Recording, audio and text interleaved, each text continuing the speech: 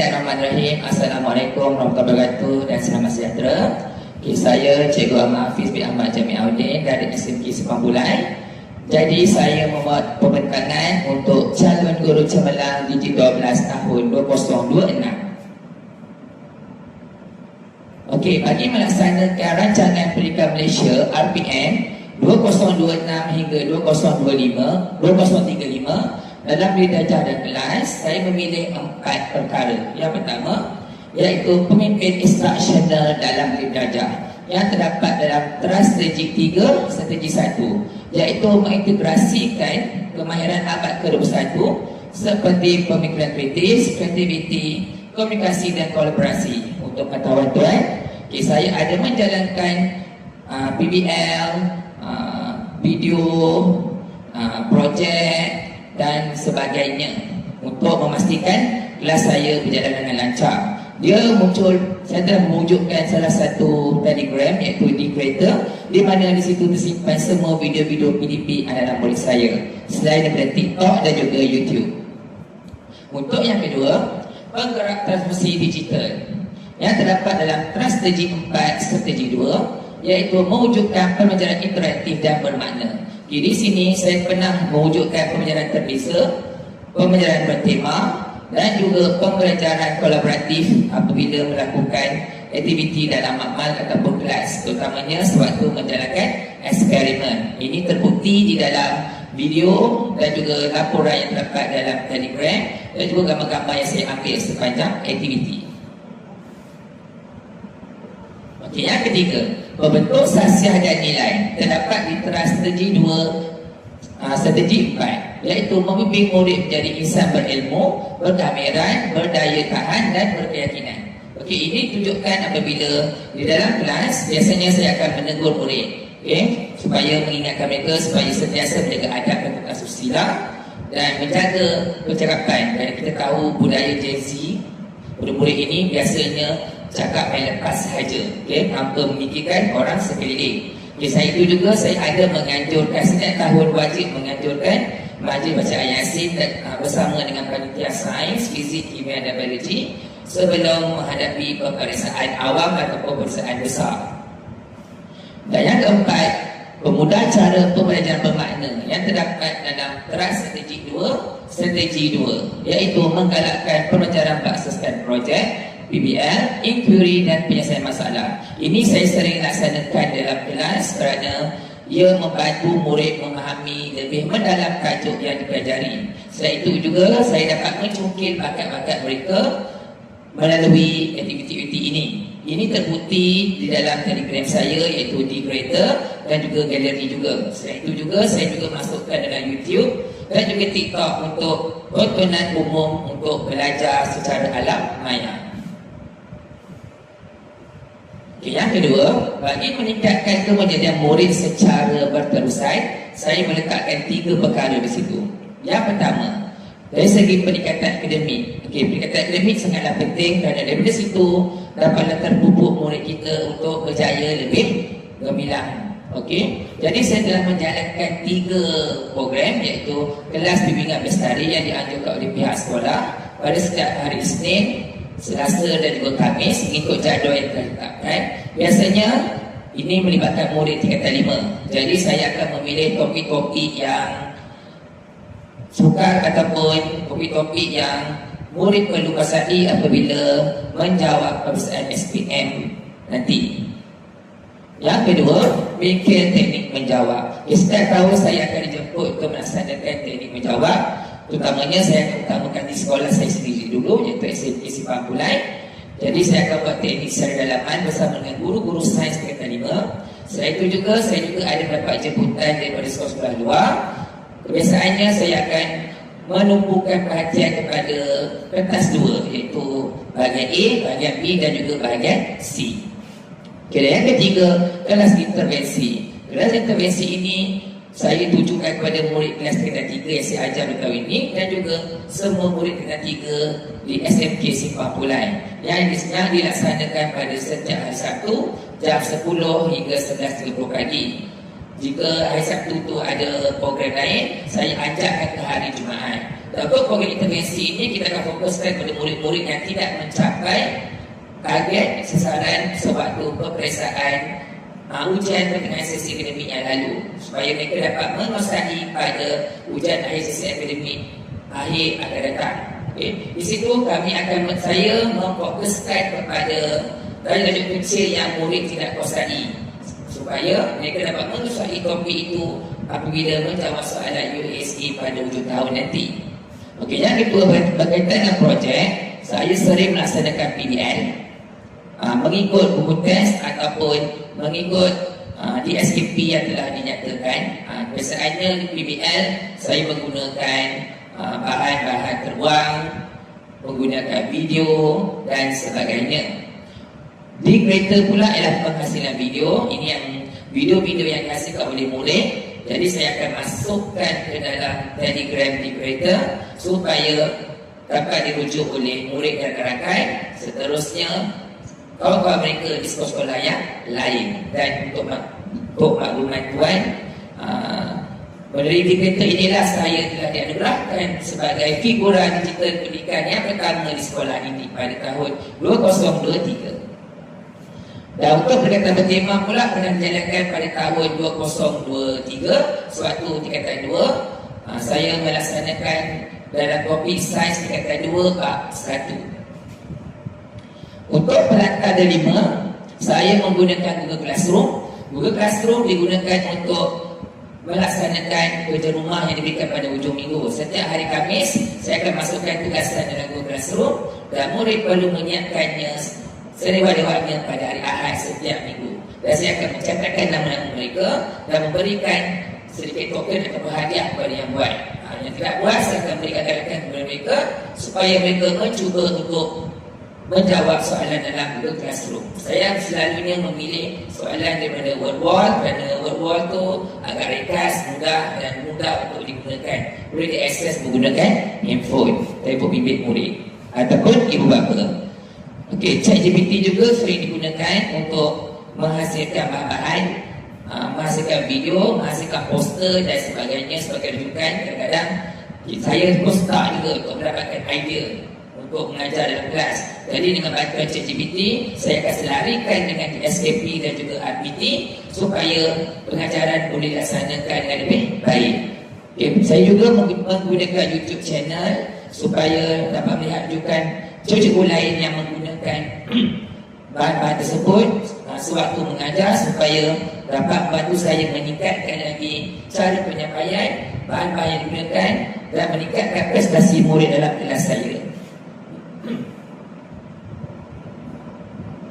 Okay, yang seterusnya, bagi memperkukuhkan profesionalisme diri dan kepakaran guru. Okay, saya memilih 4. Okay, saya terlibat sebagai penceramah teknik menjawab sains SPM dalam Kitab Utara dan juga dalam Kitab Selatan, terutamanya sekolah saya sendiri dan juga sekolah-sekolah lain yang menjemput saya. Saya juga pernah terlibat dalam talian juga. Okay, daripada sini saya dapat membantu sekolah sendiri untuk meningkatkan ratus lulus dan juga bilangan A supaya murid yang akan datang, yang akan masuki aliran sains, mereka akan meminati subjek sains tersebut.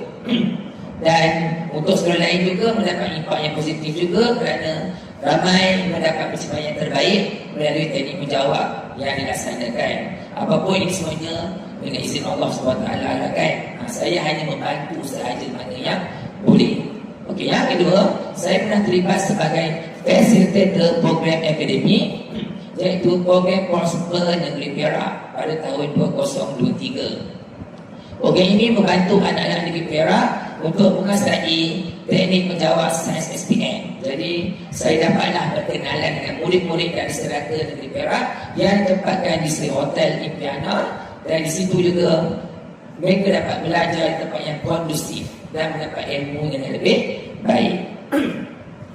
Okey, yang seterusnya, saya juga pernah terlibat dengan panel pembina bahan iaitu bahan sambungan PPT KPM, sektor pembelajaran JPM dan PPT Kitab Utara.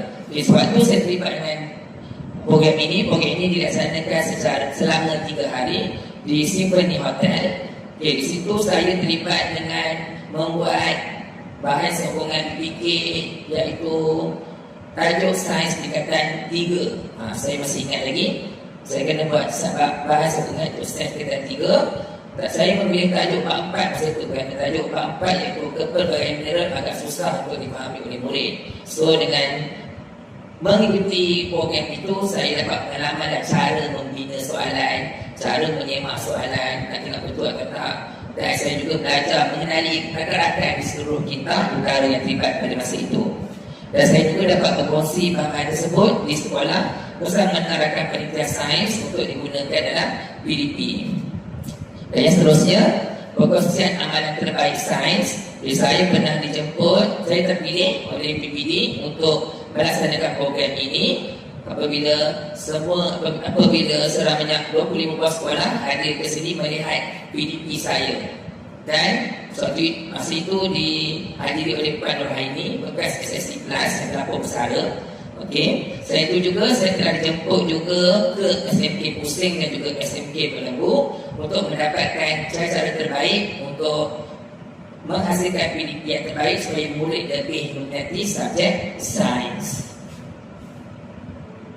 Dan seterusnya, bagi menggalakkan inovasi pedagogi dalam kalangan murid dan rakan guru, saya pernah membuat kajian tindakan peringkat daerah, iaitu Attractive Booklet pada tahun 2022. Dan Alhamdulillah, saya berjaya memperolehi anugerah perak. Untuk yang kedua, saya terlibat dengan amalan terbaik PBT peringkat negeri yang bertajuk Big Show Out Loud 2023. Yang ini berkaitan dengan penggunaan video dalam PDP. Namun saya tidak berjaya, saya hanya berjaya mendapat penyertaan. Namun banyak pengalaman yang saya terima kerana ini kali pertama saya terlibat dalam peringkat negeri. Dan pada tahun berikutnya pula, saya terlibat dengan amalan terbaik PBD peringkat negeri juga. Saya menghasilkan D-Creator pada tahun 2024. Namun saya dapat penyertaan di sini. Walau bagaimanapun, saya disebabkan D-Creator inilah saya berjaya dianugerahkan sebagai figura digital pada tahun 2023. Dan saya merupakan orang yang pertama yang mendapat untuk di sekolah ini. Okey, ini adalah sijil yang saya berjaya perolehi. Okey, yang pertama inilah dia sijil figura digital peringkat Philip pada tahun 2023. Dan inilah kali pertama saya masuk dan saya orang yang pertama yang dapat di sekolah ini. Alhamdulillah. Dan yang kedua pula, ini adalah pertandingan guru inovasi individu sekolah menengah. Saya dapat penyertaan pada tahun 2024. Pada masa ini saya tidak dapat mengambil sijil ini kerana saya influenza masa itu, kuarantin 5 hari. Dan Tuan Pengetua telah mewakilkan saya untuk mengambil sijil ini. Terima kasih Tuan Pengetua. Dan untuk pertandingan amalan terbaik kategori guru program TS25, Alhamdulillah saya mendapat anugerah perak pada tahun 2025. Ini adalah percubaan pertama saya mencuba pertandingan ini dengan membuat kajian, bertanya kawan-kawan, merujuk balik buku-buku internet, dan Alhamdulillah berjaya mendapat anugerah untuk sijil ini, dapat sijil untuk anugerah ini.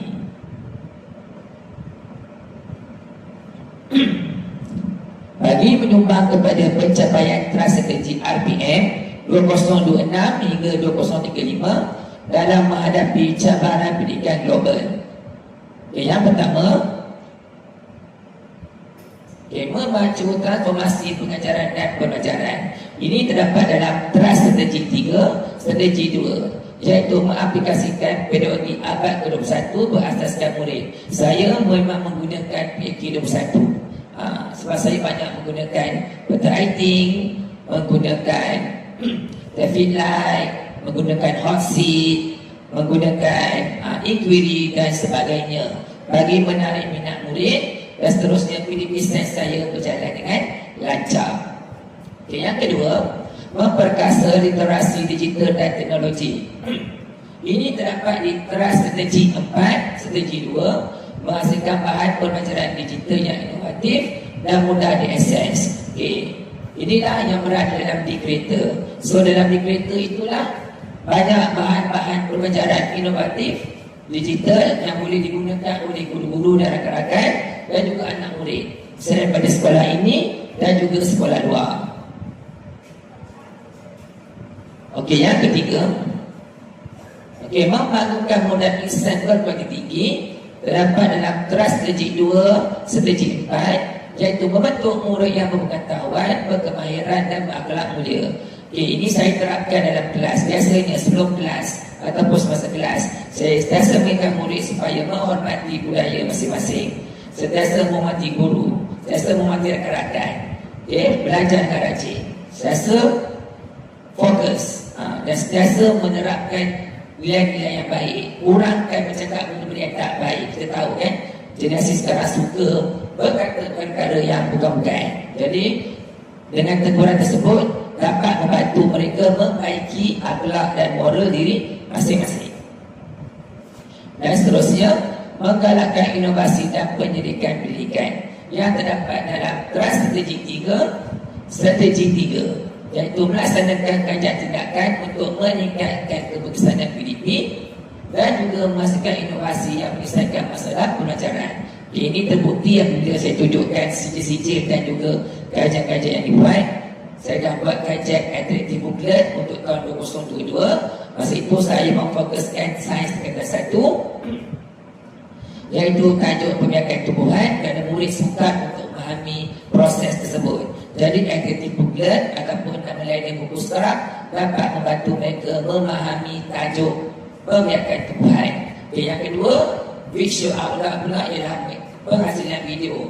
Jadi murid akan, masa ini saya libatkan murid sains tingkatan 2. Jadi murid menggunakan teknik video untuk memahami subtopik dalam sains tingkatan 2. Jadi daripada situ kita dapat kumpulkan balik video-video tersebut. Mereka boleh merujuk dan batch-batch yang berikutnya pun boleh merujuk, dan sekolah yang lain pun juga boleh merujuk. Begitu juga dengan D-Creator. D-Creator pula ialah bahan-bahan bantu mengajar dalam bentuk video, dan di situ juga dapat membantu guru-guru terutamanya untuk mengajar dalam makmal ataupun kelas dengan lebih mudah mengikut aras murid masing-masing. Jadi dengan penghasilan kajian dan inovasi ini banyak membantu murid-murid dan terutamanya guru-guru untuk membaiki PDP masing-masing. Jadi sebagai penutup, sebagai calon guru cemerlang, saya beriltizam untuk menjadi ejen transformasi pendidikan yang memperkasa murid, membangunkan profesional guru dan memacu pencapaian strategi RPM 2026-2035 demi melahirkan generasi Malaysia yang berdaya saing global serta meneruskan nilai dan identiti nasional. Jadi saya mengharapkan fokus saya murid kita punya ejen ialah murid kan, belakang kita ialah murid. Okey, jadi kita kena memastikan apa itu murid yang kita dapat, kita cuba hasilkan murid yang baik, yang terbaik, supaya mereka menjadi insan yang berguna pada masa akan datang. Maka itu sahaja pembincangan saya pada hari ini. Sekian, terima kasih.